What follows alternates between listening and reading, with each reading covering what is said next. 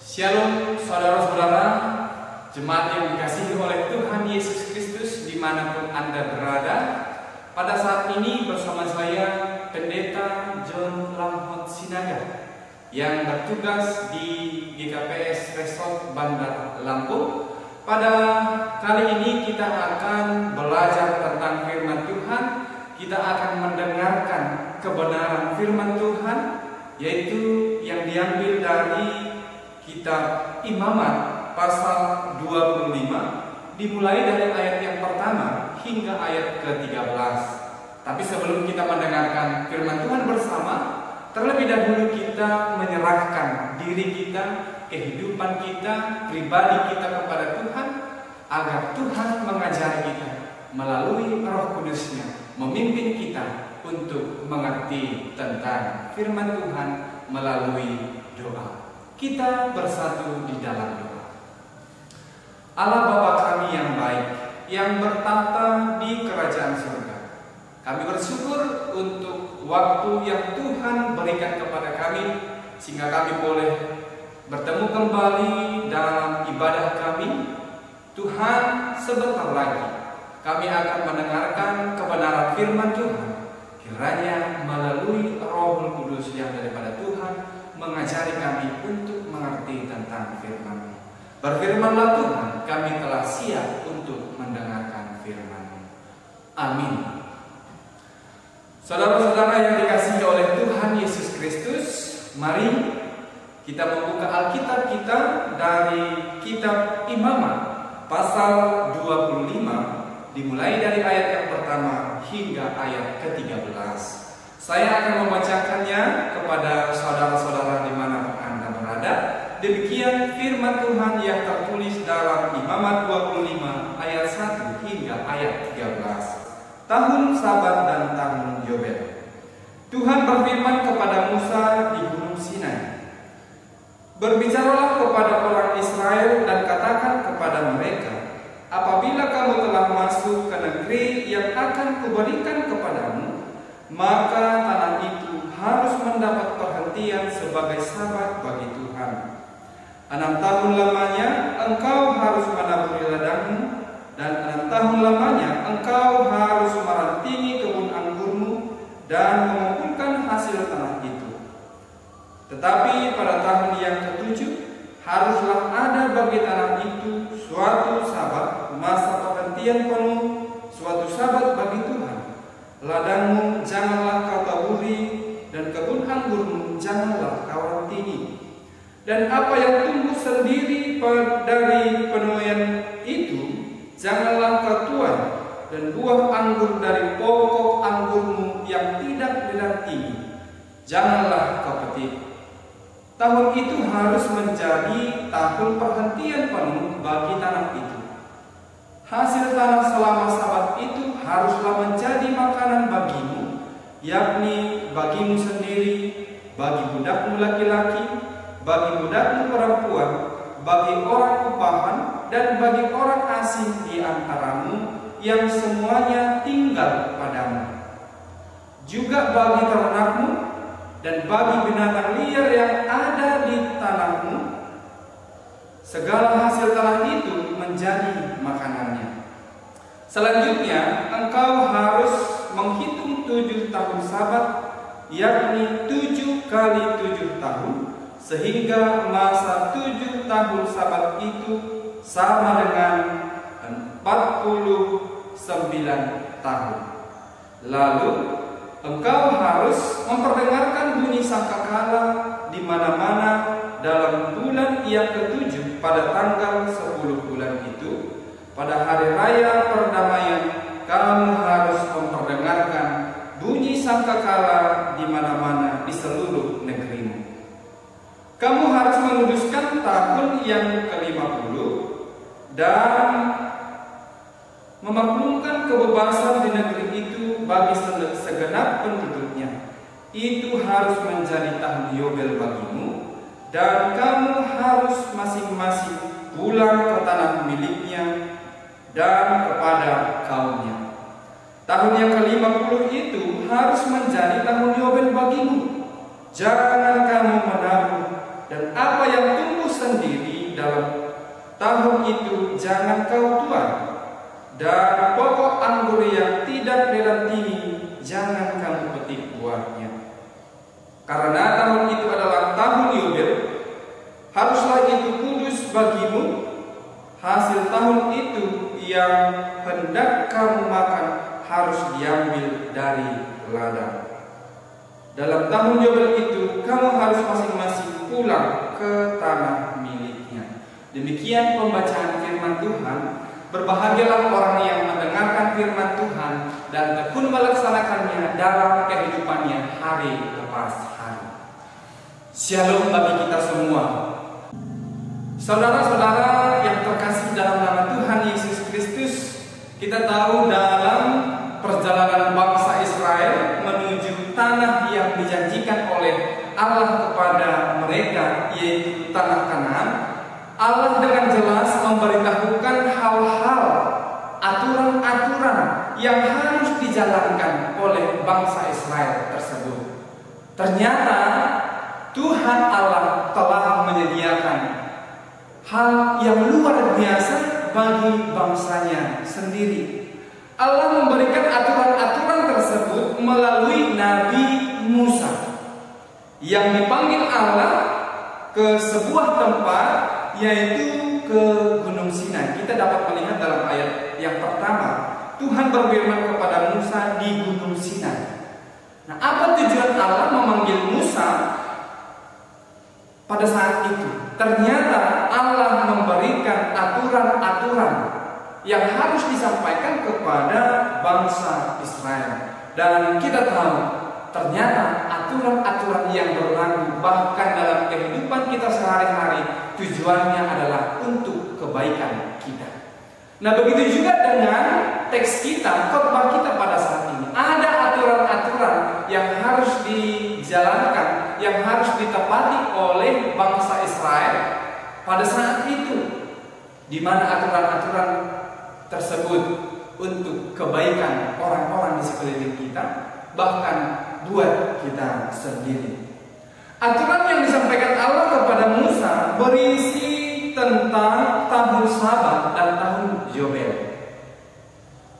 Terlebih dahulu kita akan membahas apa yang dimaksud dengan tahun Sabat dan apa yang dimaksud dengan tahun Yobel. Tahun Sabat adalah dirayakan dalam 7 tahun sekali, yakni pada ke-7 tahun. Kita dapat melihat pada ayat yang keempat, di sana dikatakan, tetapi pada tahun yang ke-7 haruslah ada bagi tanah itu suatu sabat, masa perhentian penuh, suatu sabat bagi Tuhan. Ladangmu janganlah kau taburi, dan kebun anggurmu janganlah kau rantingi. Ternyata selama 6 tahun diberikan kebebasan kepada bangsa Israel untuk menanam tanaman, untuk merantingi tanaman mereka dan sebagainya. Artinya dalam 6 tahun diberikan kebebasan untuk menanam, bercocok tanam di tanah yang telah dijanjikan Allah kepada mereka. Tetapi dengan syarat pada tahun yang ke-7, yaitu tahun Sabat, harus ada perhentian untuk tanah tersebut. Tujuannya apa? Boleh kita lihat dalam kehidupan kita yang bertani. Ketika tanah itu terus ditanami tanpa ada perhentian, maka tanah itu tidak akan dapat memberikan kehidupan bagi tanaman-tanaman yang kita tanam di tanah tersebut. Nah, artinya apa? Ternyata Tuhan mau memberitahukan kepada kita bahwa Tuhan yang mempunyai tanah dan Tuhan yang menciptakan tanah tersebut memiliki keinginan bahwa harus ada perhentian bagi tanah tersebut. Memang tanah itu benda mati, tetapi tanah tersebut memberikan kehidupan kepada kita. Nah, sebagai Allah yang menciptakan dan pemilik tanah tersebut, ada hal-hal yang harus dilakukan tadi, yaitu harus ada perhentian. Tujuannya apa? Ternyata Allah mau bahwa kehidupan kita, bahwa kita manusia harus pengertian juga kepada lingkungan sekitar kita, harus mengerti juga kepada Allah. kita yang kita tempati. Nah, kemudian tahun Sabat tersebut juga sangat berarti bagi orang-orang, bagi semua makhluk hidup yang berada di sekitar tanah tersebut, di mana hasil tanah selama Sabat itu haruslah menjadi makanan bagi pengelola tanah. Artinya bagi orang yang memiliki tanah, orang yang pemilik tanah, dan juga menjadi bagian ataupun menjadi makanan bagi budak laki-laki. Hasilnya itu menjadi milik bersama bagi budak laki-laki, bagi budak perempuan, bagi upahan, bagi orang-orang yang berada di sekitar orang tersebut, bagi ternak, bagi binatang liar yang ada di sana. Tuhan mau menyadarkan kita, memberitahukan kepada kita bahwa ada saatnya, ada waktunya. Kita harus mengerti dengan alam di sekitar kita. Di sini tadi dikatakan bahwasanya hasil tanah selama Sabat itu haruslah menjadi makanan bagimu, bagi dirimu sendiri, bagi budakmu laki-laki, bagi budakmu perempuan, bagi orang upahan, dan bagi orang asing yang ada di antaramu. Nah, artinya kita dituntut untuk berbagi pada orang-orang yang di sekitar kita, berbagi kepada ciptaan-ciptaan lain. Kemudian apa yang dimaksud, apa yang disimpulkan dari ayat 6 tersebut? Allah mau menyampaikan bahwa Allah sang pencipta dan Allah sang pemilik tanah, juga pemilik hasil tanah yang sesungguhnya, dan semuanya itu diperuntukkan Allah untuk manusia dan diperuntukkan untuk semua ciptaannya, bukan hanya kepada kita manusia yang bekerja di pertanian dan sebagainya, tetapi hasilnya juga diperuntukkan untuk semua ciptaan Tuhan. Hal yang lain yang perlu kita sadari dalam kehidupan ini, bahwa segala sesuatu yang kita miliki sesungguhnya adalah milik Allah. Nah, oleh sebab itu, apa yang dihasilkan oleh tanah, apa yang dihasilkan oleh sekitar lingkungan kita, itu diperuntukkan kepada semua ciptaannya, bukan hanya kepada kita manusia. Tetapi kita harus tahu bahwa ada waktunya kita harus berbagi kepada ciptaan-ciptaan lain. Kemudian yang kedua, di sini dikatakan tahun Yobel. Tahun Yobel dirayakan setiap 50 tahun sekali. Perayaan tahun Yobel ini merupakan puncak dari tahun Sabat. Tahun Sabat tadi dirayakan pada tahun ke-7, dan tahun Yobel dirayakan pada tahun yang ke-50. 7 kali 7 sama dengan 49, dan tahun ke-50 tersebut itulah tahun Yobel. Nah, apa yang harus dilakukan pada tahun Yobel tersebut? Ternyata diperintahkan kepada bangsa Israel, mereka harus membunyikan bunyi sangkakala. Tapi sebelum ke sana, tahun Yobel ini memiliki arti, yaitu tahun perdamaian. Perdamaian atas apa? Perdamaian atas makhluk yang lain juga. Perdamaian atas sesama kita manusia. Perdamaian antara kita semua ciptaan Tuhan. Kita diajari untuk mempraktekkan bagaimana selaku manusia memiliki pri kemanusiaan dan kepedulian terhadap makhluk lainnya. Praktek terhadap pri kemanusiaan yang dimaksud di sini ada dijelaskan dalam ayat yang ke-6. Hasil tanah pada tahun ke-7 itu menjadi milik bersama. Sebagai seorang budak, dia berhak atas hasil tanah tersebut. Sebagai orang upahan juga dia berhak untuk hasil tanah tersebut. Dan sebagai binatang liar dan sebagainya tadi, mereka memiliki kebebasan untuk memiliki hasil tanah, untuk menikmati hasil tanah tersebut. Kemudian kita juga diajari tentang kepedulian terhadap makhluk yang lain, binatang liar dan binatang-binatang yang ada di tanah tersebut. Tetapi hal yang paling utama dalam tahun Yobel ini membebaskan segala budak, di mana budak harus dibebaskan. Mereka berhak untuk pulang ke tempat asal mereka. Ketika budak itu memiliki hutang, maka pada tahun Yobel hutang itu sudah diputihkan. Nah, artinya apa?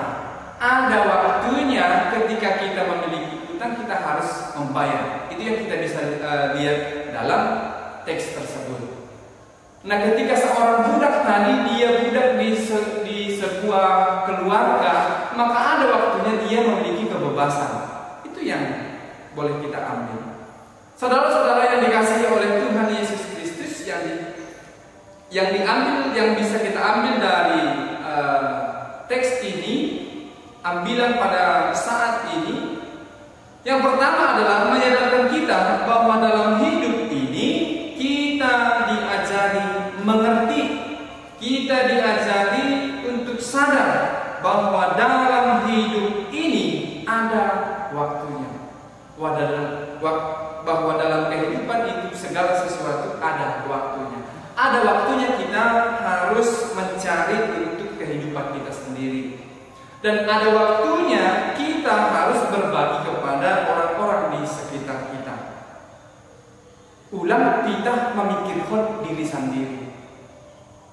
Artinya ketika kita mencari untuk kehidupan kita pribadi, terus mencari, berarti kita tidak mampu untuk menjadi berkat. Karena apa? Kita tidak pernah memikirkan bahwa orang lain juga pasti memiliki pertolongan, membutuhkan pertolongan. Maka ketika kita memiliki tadi, ketika kita sudah mencari untuk kita sendiri, ketika kita sudah menemukan, maka mari berbagi kepada orang lain. Karena apa? Segala sesuatu yang ada pada diri Anda adalah milik Allah. Nah, dan ketika itu adalah milik Allah, maka jadilah berkat bagi orang yang ada di sekitar.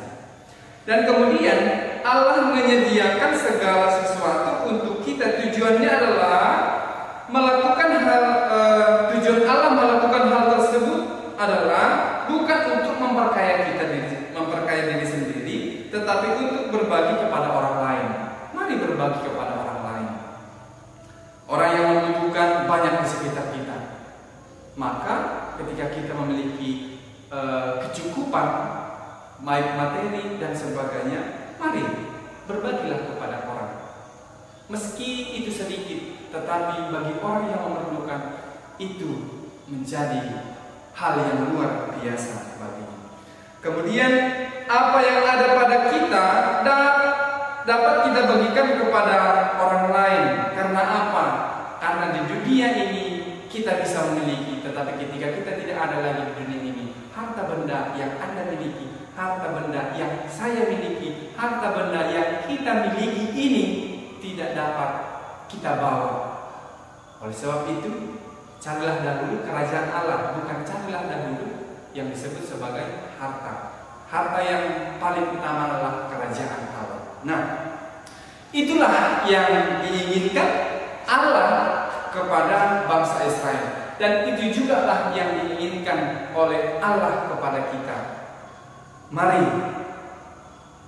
kita berbagi, mari kita mencari, dan mari kita peduli kepada alam sekitar kita. Tuhan memberkati kita berdua. Allah Bapa kami yang baik, kami mengucap syukur untuk berkat Tuhan melalui firman Tuhan yang boleh kami dengarkan bersama di tempat ini. Ajari kami Tuhan untuk menjadi pelaku firman Tuhan, sehingga firman Tuhan boleh hidup dalam kehidupan kami sehari-hari. Terima kasih Tuhan. Amin.